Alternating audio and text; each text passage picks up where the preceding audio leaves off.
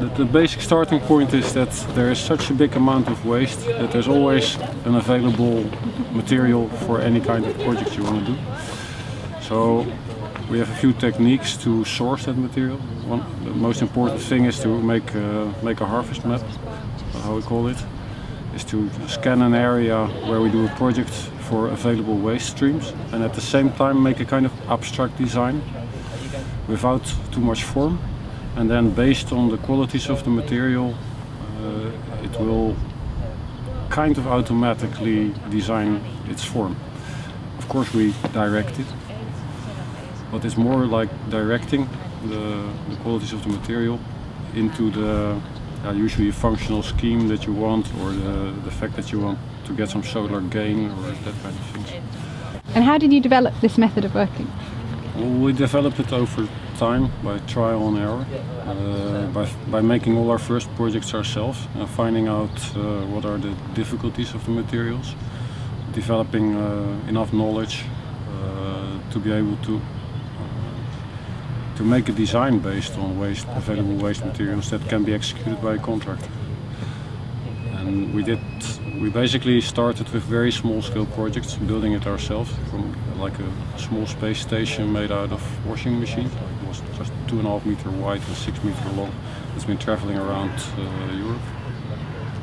And then gradually doing bigger scale projects. And what would you say is the driving force behind your methodology for reusing waste materials? Our driving force, or in society, the driving force? Well, I could give you both answers. I mean, the driving force for us is based in ecological consciousness, but also driven by the anxiety of finding always new ideas and new materials to use, and encouraged by the results we gain from that. Because, and in the society, I think the prices of getting rid of waste are going higher and higher and higher. So at some point it's going to be very expensive to get rid of the waste, and at that point I think there will be a kind of break-even point where it will be very interesting for a lot of companies to think about how to reuse their waste materials. Yeah. Have you seen a growing interest in the way 2012 works with waste internationally? Probably, yeah. Because that's why I'm here, one of the reasons. We're basically going around the world to tell our story. And who do you think you get the most interest from? Are you mostly working with government or community groups or architects? Or? Architects are very interested usually, because they can see that we're doing something that they didn't see before, and they understand how difficult it must be. So for them we are kind of pioneers, sometimes heroes. But students, obviously, we see a lot of students in all kinds of schools that are using our work as inspiration and developing their way of working out of it. But there's also a growing interest from governments because of the sustainability issue, and even commercial clients are getting more interested. So the interest is growing on all sides. What strategies do you have in place for scaling up your working methods to empower more people to superuse themselves? Well, the main strategy, or the main tool for that, is our website, the SUPERUSE website, which is a website that we built to share the knowledge and ideas globally, so people can act locally with those ideas, and giving lectures and workshops everywhere. How successfully do you think it is scaling up? Scaling up in the sense of doing bigger projects, or more projects. How much use do you think the SUPERUSE website gets? Obviously there are similar movements all around the world that probably never heard about SUPERUSE or about us, but I think they manage more and more to find the website and start publishing their projects on it.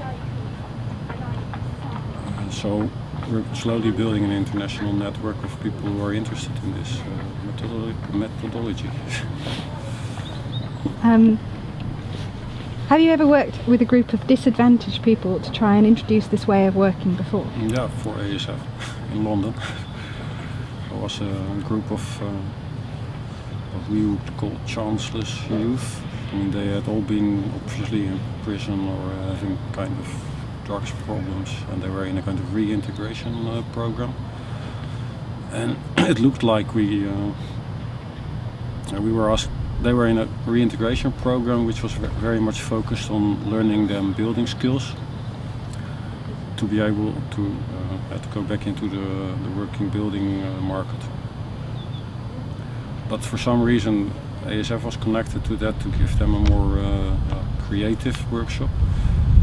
And by telling them that it was a kind of scrappy challenge-like project and giving them a lot of responsibility and making those guys feel like they could design something, that they could be a designer by using the materials and by what I call the listening to the materials, that they really developed within 2 or 3 days. They developed this feeling to be proud of themselves and that they could make decisions themselves and that they even could design a couch and build it within half a day. And that was fantastic. They were really, there was really the guys that would never show up in time for an appointment, or because they have to and they don't feel like, they don't want to do anything. And within like half a day they were just an enthusiastic team working together and coming in time every morning, and that was great.